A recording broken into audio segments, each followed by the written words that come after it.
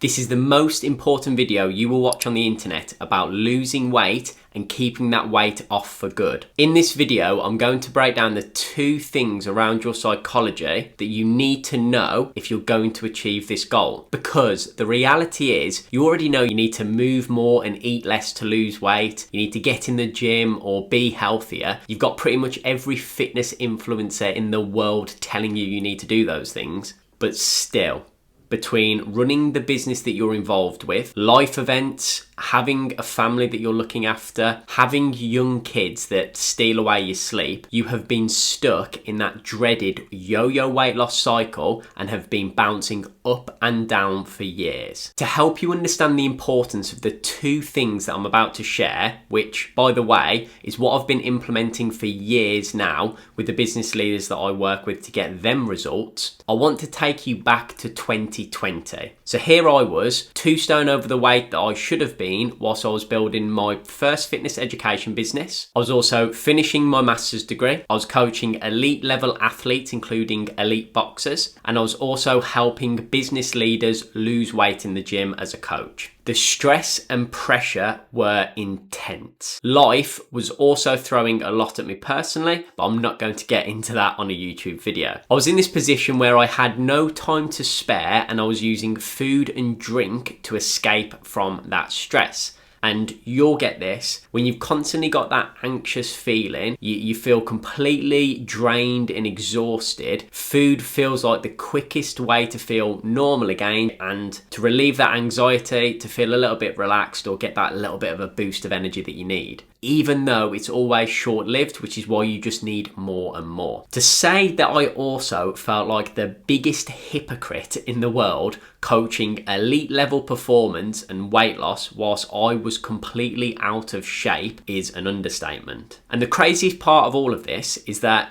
I had all the training and nutrition knowledge from my year spent at university. I'd lost weight countless times before for boxing. I'd helped so many other people get these results, and I'd been in phenomenal shape before to an elite athlete level. And I kept constantly thinking I should be able to do this again. Probably like you're thinking now, because in the past you have lost weight and you feel like this is something you should have control over. So why wasn't I? As I said, there were 2 things that were missing, and once I understood them, everything changed for me personally and for the business leaders that I coach. And these 2 things hit me at the absolute peak of my frustration when I was asking the question of what is it do I really need to take action and to keep the results long term. And it was on an evening where I was putting my plan together to get myself back into shape. I was hours and hours deep into researching the science of long-term behaviour change to make sure that the plan that I was going to put together wasn't going to be just another waste of time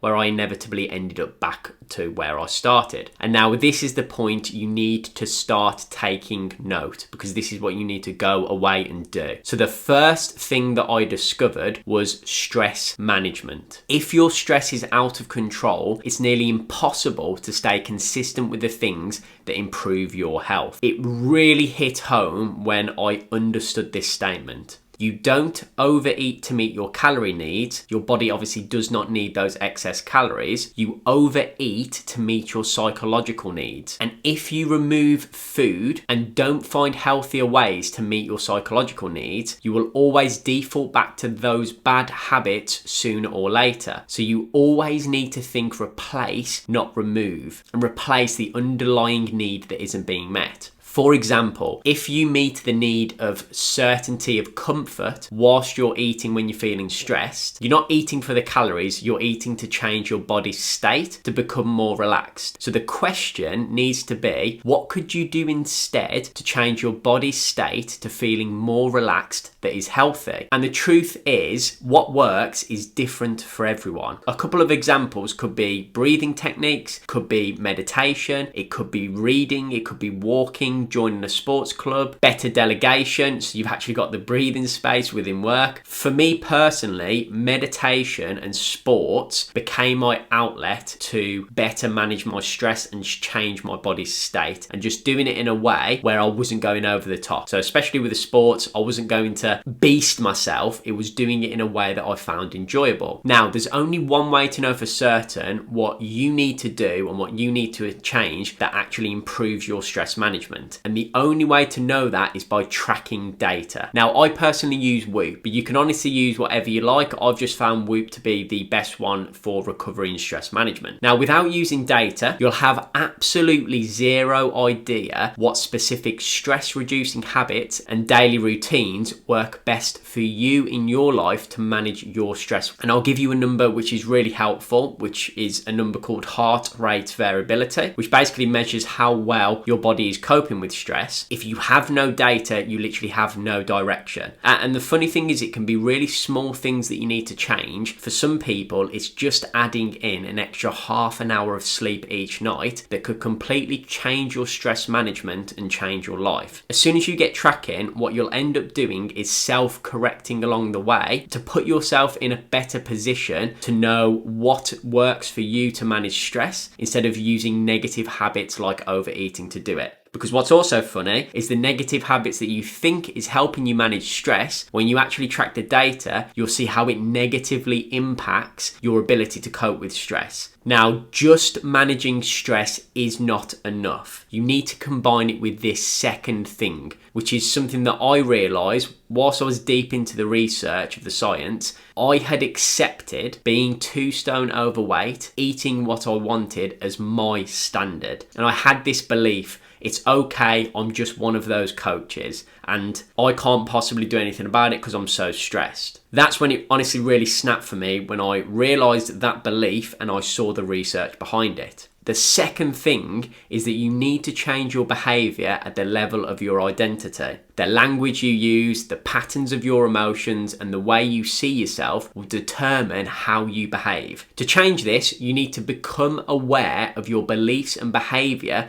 that is keeping you currently stuck, and be very, very clear on what you want to replace it with. An easy way to get started with this is by answering these questions, which I'll put in the description below for you to copy and paste and answer in your own time, but I'll also go through them now. So the first thing is getting really, really clear on what you value most in life. What is life really all about for you? Second, you want to ask yourself the question, is your health causing you pain around what you value most in life?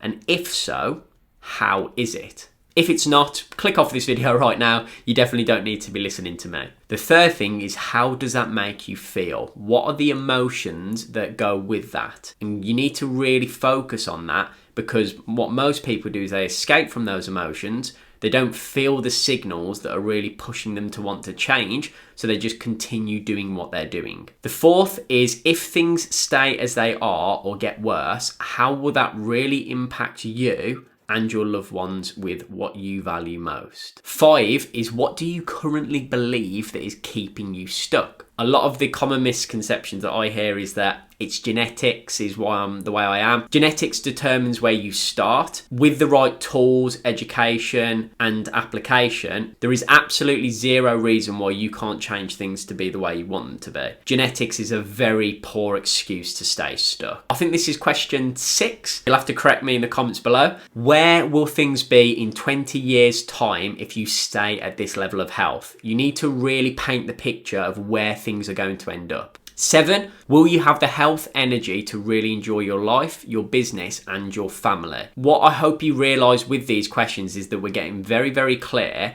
on what you don't want in your life and making it conscious. You then need to shift to then making it conscious of what needs to change. What goals specifically do you need to achieve, which is question 8. Question 9 is, when you achieve those goals, how will it make you feel? How will it really impact your life with what you value and those closest to you? The amount of people I ask that question and they have no idea of actually what they're going to get from changing things is astounding. And I always say to them, do you think that's maybe why you've never committed? Because you have zero idea of the direction you go in. And then question 11 is, how will your life be completely different? And then 12 is, what would you need to believe to get there? Because it will be your beliefs that have kept you stuck where you are. Identifying what you need to change those beliefs to will absolutely change your life. So understanding the pain that you're in will push you to change, and then having a clear, high quality vision that really lights you up will keep you driving forward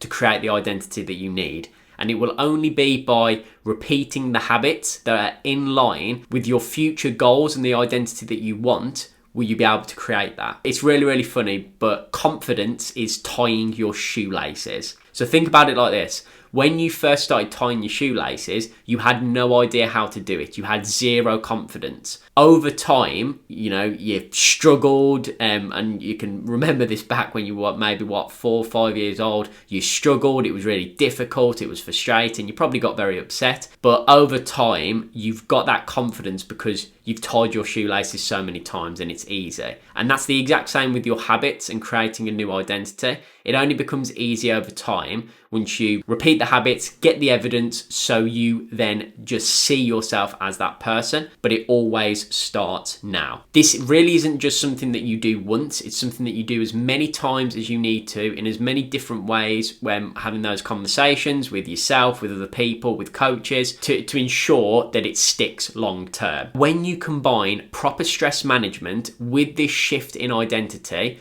you'll lose weight fast without giving up all the things that you enjoy, because you'd have done it properly. You'll end up staying in shape for years whilst growing in business and managing life with your family. And you'll achieve big goals both in business and life, because you will be operating from a place of high performance and quality health. So you've got the energy to do so. If you found this video helpful, please like and subscribe it and send it to somebody you know that would really benefit from hearing this advice.